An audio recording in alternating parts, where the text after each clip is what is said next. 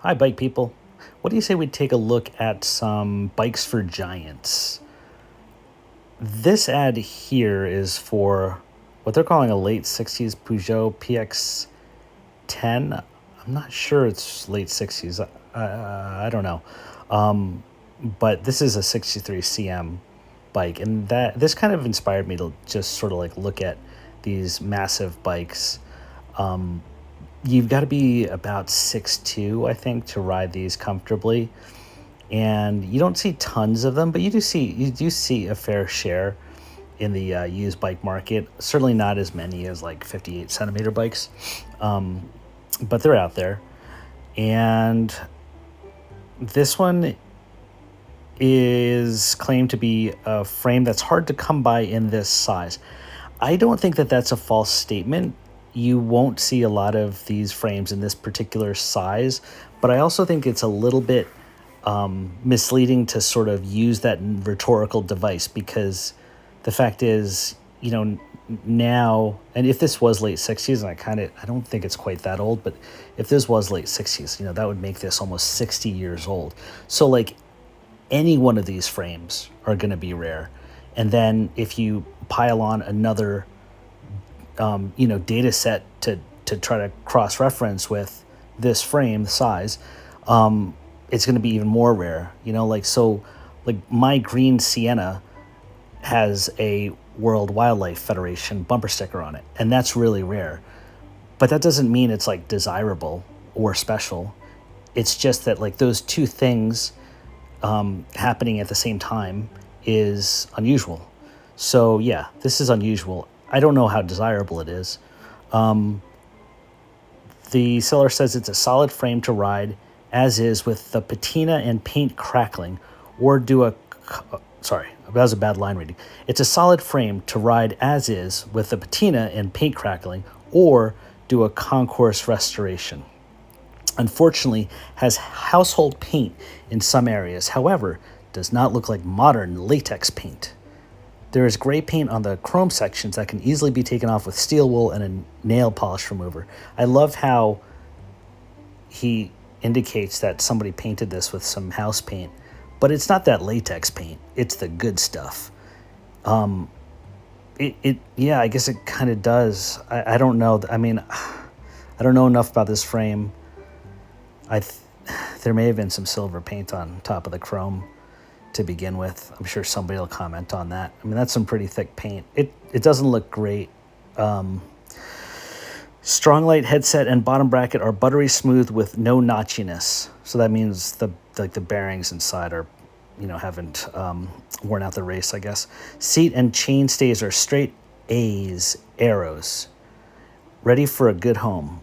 Will ship to a serious buyer at buyer's expense. No possessive. So, I guess that explains why we have these pictures. I guess we're supposed to look at this and say, those are straight. That's straight as an arrow, and that one's straight as an arrow. But in my brain, which anthropomorphizes bikes, as you know, like for me, these are like feet pics for a bike. Looking at those dropouts, and I don't even want to say what this is, but I'm blushing. But anyway, is this a good bike? I don't know. It's got Nerve X lugs. I don't know if you're familiar with, fancy handmade bikes. You'll know that. So the lugs are it's that black piece, and in a lugged steel frame, they basically hold the tubes together. And Nerve X is a French brand that was used by a lot of different companies, including Raleigh, and they're very ornate. And I think if you look at a Revendell, sometimes you'll see that they have very ornate lugs. I don't think they really make any difference to the feel or the functionality of a bike, but they're a nice little detail. And this one has it. And it apparently has simplex dropouts. And I suppose that's better than like a stamp dropout, which a lot of the Peugeots I've worked on have. I guess it's a good bike. I don't know. For $350, I think there are better values out there. So let's take a look at some other ones that I bookmarked. So like this one, for example, this is also a 63 CM frame, and this is a Univa. It's been converted into a single speed. They call it XL. That's a fair characterization. This has been customized in a few ways. I think somebody put on a different stem. Looks like they have those cool MKS pedals. Obviously, it's had a single speed conversion, different saddle. I think this is actually a very cool bike. And let's see what they say. Single speed conversion with new chainring and rear wheels, suitable for someone 6 feet and over. Professionally refurbished at the UMass bike shop. Yeah. Yeah, this looks like something like a bike person would put together. They're really cool bikes, and this is basically set up as like a little bit of a commuter. I don't know why it is. I found that a lot of guys who ride 63 centimeter frames like this kind of a setup. They're an interesting group to sell bikes to, I'll be honest. Over the years, in my experience, I feel like the types of guys, and they mostly tend to be guys, who buy these big bikes are more discerning as bike customers. And I think that's because they've spent their whole life dealing with a world that is, on average, a little bit too small for them. And so when they are in a position to buy a bike, like they want to get something that is right for them. And I don't blame them. But it's always interesting because it's almost always the case. Anyway, this is let's take a look at another 63 centimeter bike. This is another one. This one's a Fuji Absolute. Bike's been kept in a garage and looks brand new. Just needs the chain put back on.